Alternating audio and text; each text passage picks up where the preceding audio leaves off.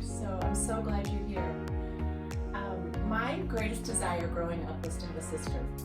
And I just looked at my cousins and other friends and different people, and I thought, oh, if I only had a sister, I would just love that. I'd have that relationship. Well, 28 years ago, when I had a second daughter, I was able to see this transform into a sisters, and then also now a sisterhood of many girls in our family. So this has been so fun. I never dreamed that we would have not only 2 girls, but then extra girls too. So that's just so fun. Join the chat. Our purpose is to encourage women in all seasons of life. So I thought we would turn the tables today and let my girls give me, their mom, advice, and you moms advice too, from the different stages of life. So we'll start with Katie. Katie is our oldest, and she's married to Michael. She is the mom of Jack, who's 7 months old. And Katie, for me, was a dream come true. Early in our marriage, we weren't able to have children right away, and there was some fertility issues, but she came along, and that was just so exciting for us. And like me, Katie had some issues that have posed for some unknowns. So my question to her is, how can a mom best support her daughter who is going through health struggles that may impact her future? That's a great question. And like my mom shared, I did face some of those struggles that maybe meant that I may never be able to have children of my own. And I found this out early in my life. I had just turned 20, and so that created a lot of fear, just knowing that, oh, this may not happen for me. And so I think the best thing that a mom can do when their children are facing these types of health struggles is to speak life and hope, and to remind their children who's the author of their story, right? Who's the one who makes those decisions? It's not the doctors, ultimately. And so I was able to really not walk in fear, and knowing that if the Lord provides me with children, that's wonderful. And if not, He has another part to my story. So I'm just really thankful that He knew that that was a desire of my heart and blessed me with Jack. So yeah, Jack is such a blessing. Yes, he is. So really speaking life, hope, and really knowing that all things are possible. Amen. We can always claim that all things are possible.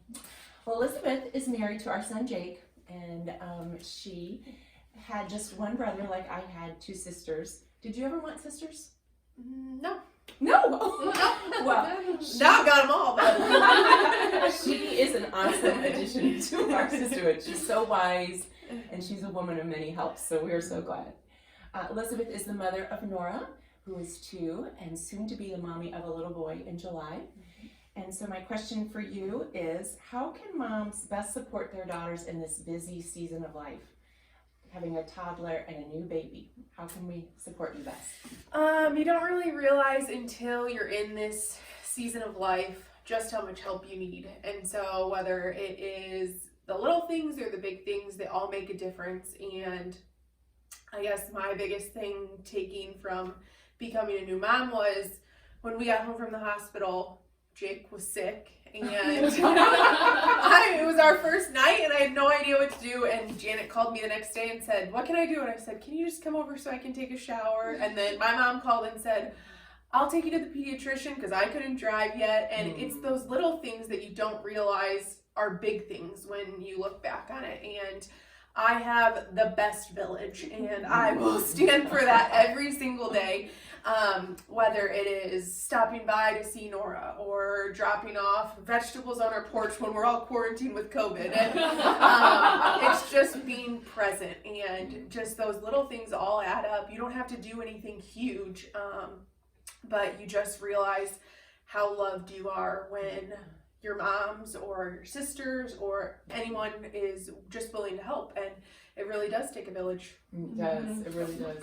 And Elizabeth has a much bigger village with a lot of extended family and friends. But so basically, you really encourage moms to step in and help. Yep. That's so good.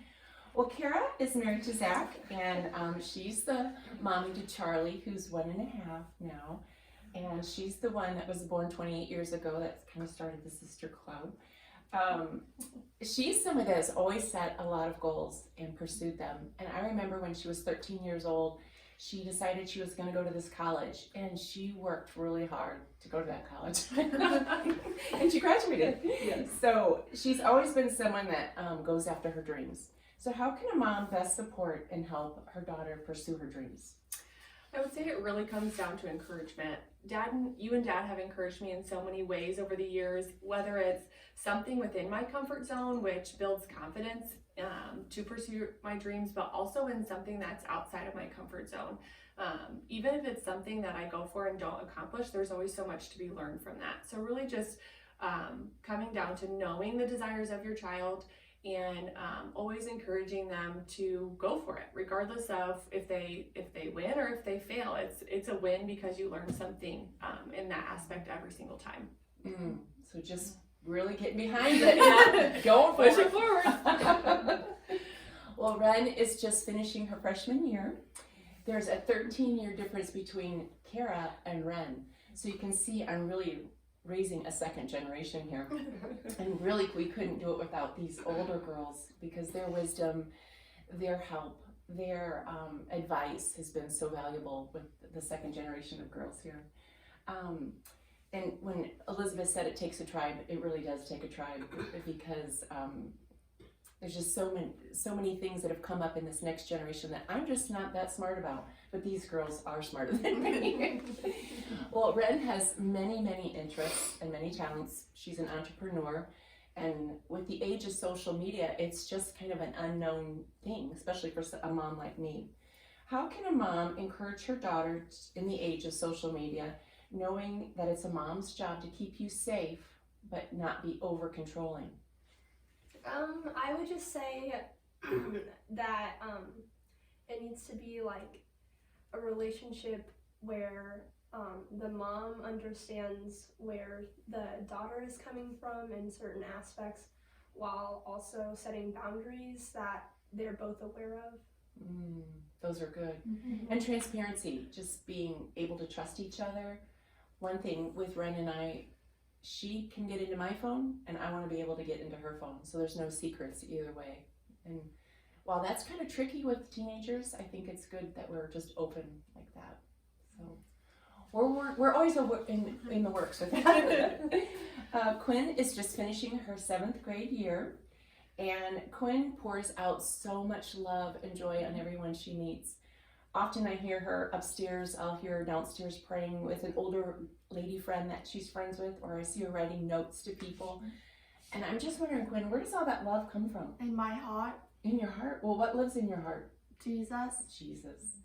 How can a mom help her daughter in her relationship with Jesus to grow? Go to church, read the Bible, go to Sabbath school.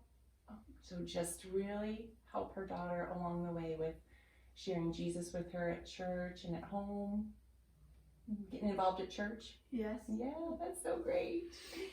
Well, friends, I hope that there was a little nugget of advice here from my girls to you.